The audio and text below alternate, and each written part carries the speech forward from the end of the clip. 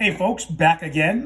This is going to be the continuation video of my last one where I talked about knife safety, how to set up a cutting board, so on and so forth. But now that we have our tools and you have a knife, right, and knives get dull, right? No matter how much you take care of it and how well you treat it, eventually knives get dull.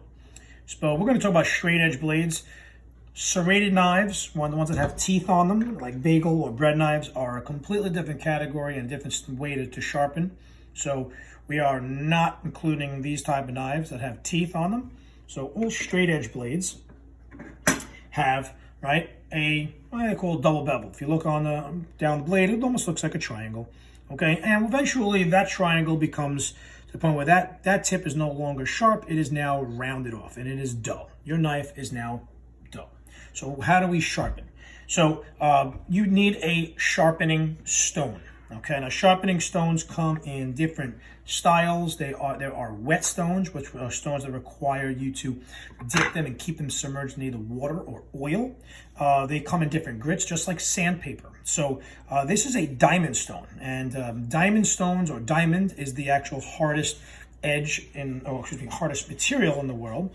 And with that being said, that it will sharpen and break down any other material that is softer than that. So diamond stones tend to be the best. I prefer them, but since diamonds are very expensive, the stones tend to be very expensive.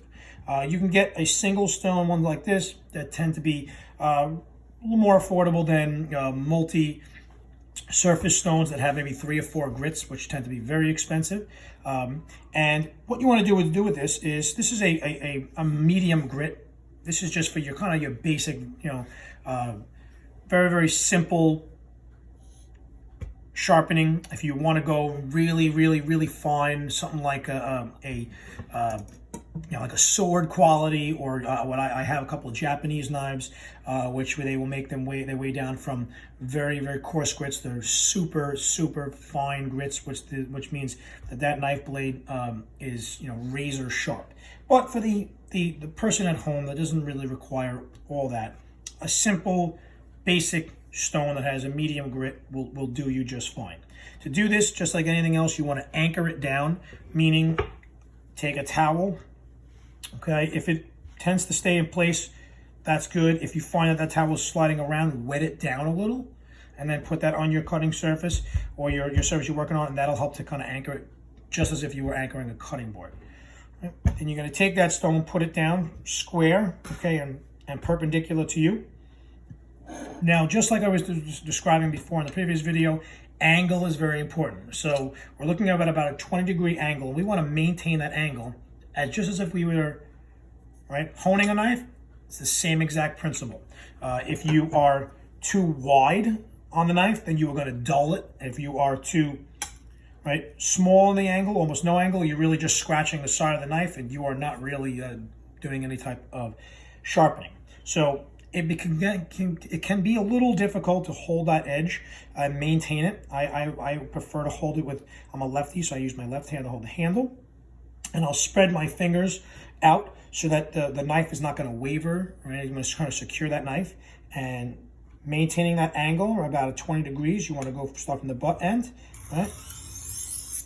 Okay, and just strike it with a medium even pressure. You don't have to force down, because that could be an issue. You can slip and cut yourself or damage the knife.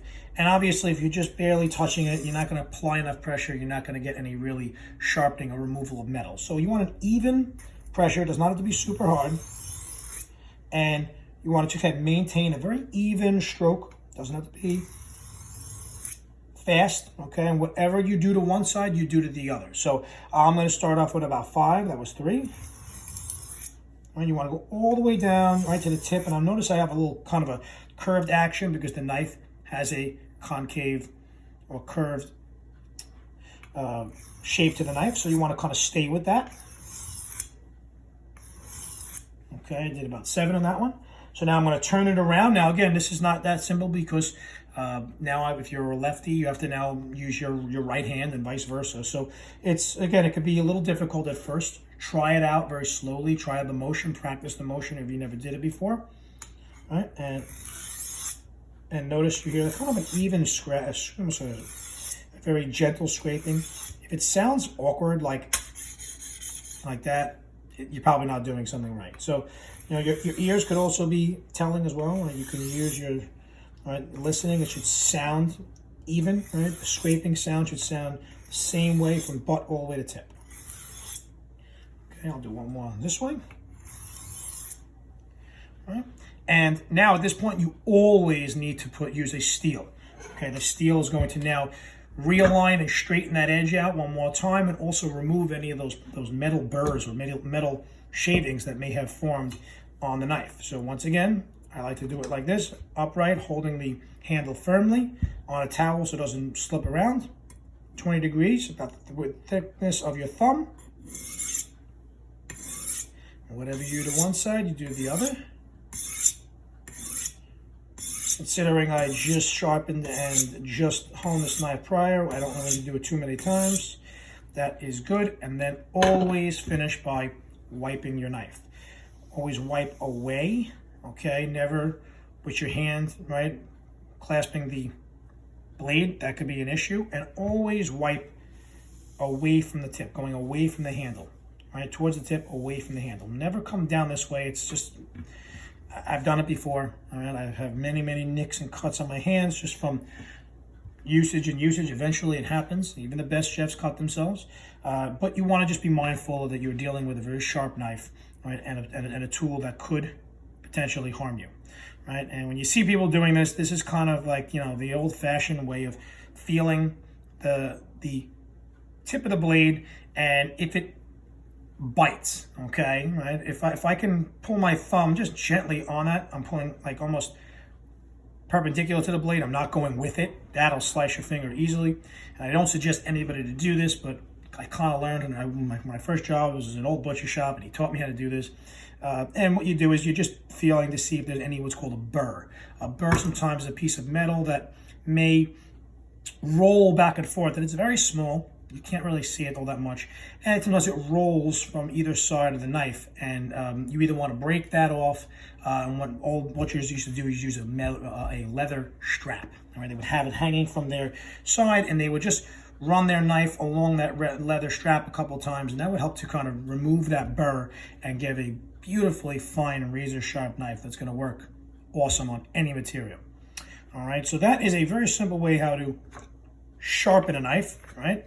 Big difference between sharpening stone and sharpening and honing. So next time when you see this in a knife block, or you see someone talking about sharpening a knife, this does not sharpen a knife, this hones a knife. And the only way you can sharpen is by using a sharpening stone, okay, some sort of a material that is going to grind the side of the knife. So there's a big difference. Understand the difference, because they are often confused and are misunderstood terms. All right, that's my little spiel on sharpening knives, and the next video will be how to cut an onion. All right, please stay tuned, and I'll see you soon. Take care, guys.